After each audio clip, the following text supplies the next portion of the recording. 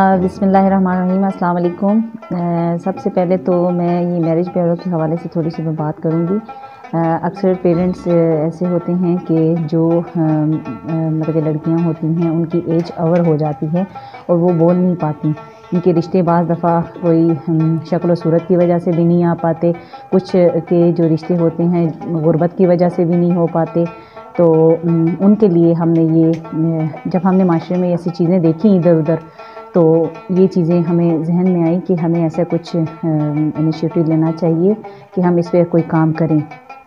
तो इस हवाले से हमने ये काम शुरू किया। तो हमने ऐसी लड़कियों का काम शुरू किया जो गरीब हैं, जो जहेज़ वगैरह नहीं दे पाती, तो उनके लिए ऐसा सोच के हमने ऐसा काम शुरू किया था। तो इस वजह से अब ये काम सिलसिला दिन ब दिन हमारा बढ़ रहा है। तो अब हम सब लड़कियों बच्चियों की शादियों का वो कर रहे हैं। तो पेरेंट्स भी काफ़ी खुश हैं।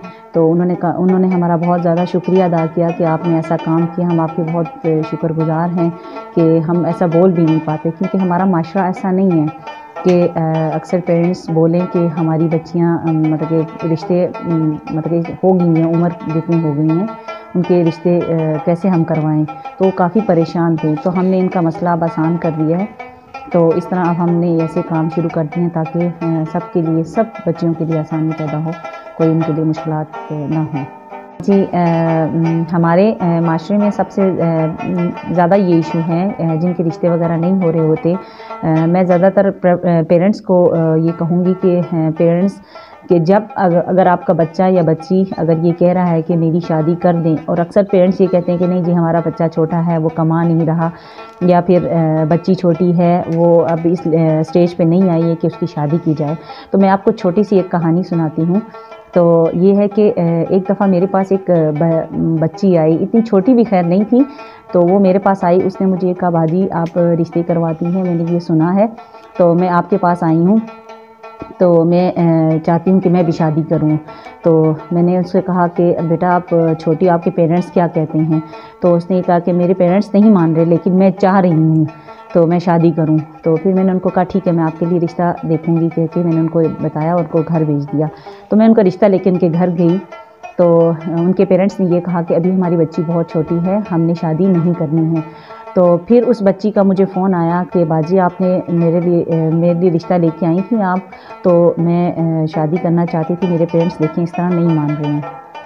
तो मैंने उनके पेरेंट्स को मोटिवेट किया।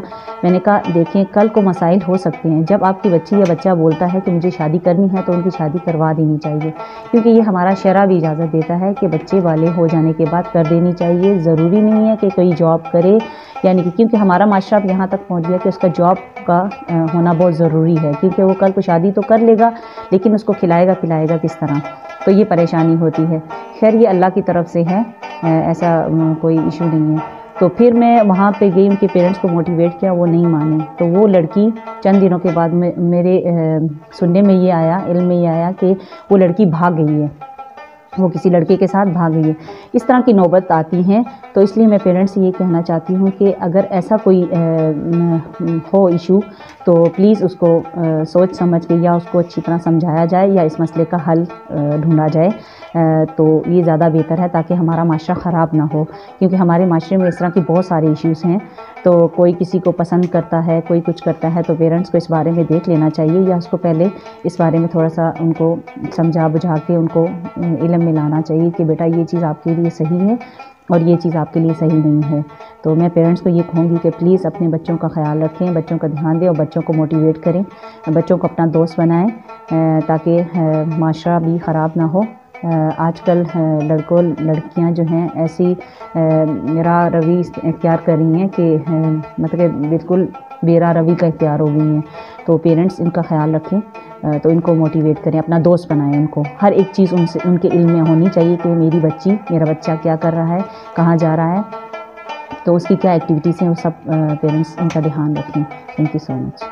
माँ बन के पेरेंट्स को पैगाम देना चाहूँगी कि अपने बच्चों के ख़यालात को वो समझें, वो क्या चाहती हैं। अब बच्ची बड़ी हो गई है तो ज़ाहिर है मुख्तलिफ पेरेंट्स होते हैं, मुख्तलिफ बच्चियाँ होती हैं, उनके एम का वालिदैन को पता नहीं होता है, लेकिन वालिदैन सोचे देखें, क्योंकि घर में उनके साथ ही वो बच्ची रहती है, तो बच्ची क्या चाहती है पेरेंट्स को पता होता है, ज़्यादातर माँ जानती है इस बारे में।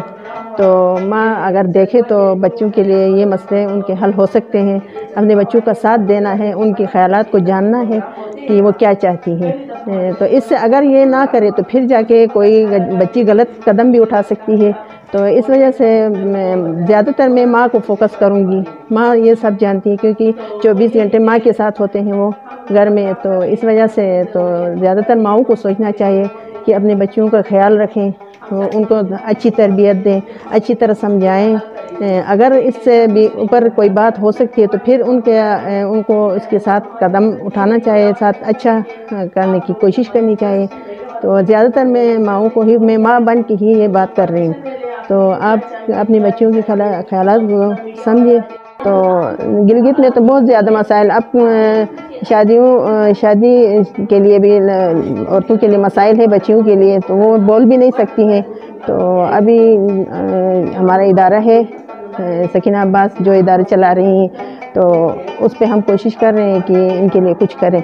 लेकिन ज़्यादातर ओवरऑल एजुकेशन का भी मसला है लड़कियों के लिए। लड़कियां आसानी से बाहर नहीं निकल सकी। जब कोई एक बात अगर कोई करता है तो उसके लिए सब उंगलियां उठती हैं। तो इस वजह से लोगों को सोचना चाहिए, अपने बच्चों के बारे में सोचना चाहिए, कोई वो गलत कदम ना उठाएं, अच्छे अंदाज में आगे बढ़ें, अपने स्किल्स को आगे लाएं। तो ये है गिलगित की औरतों के मसाइल।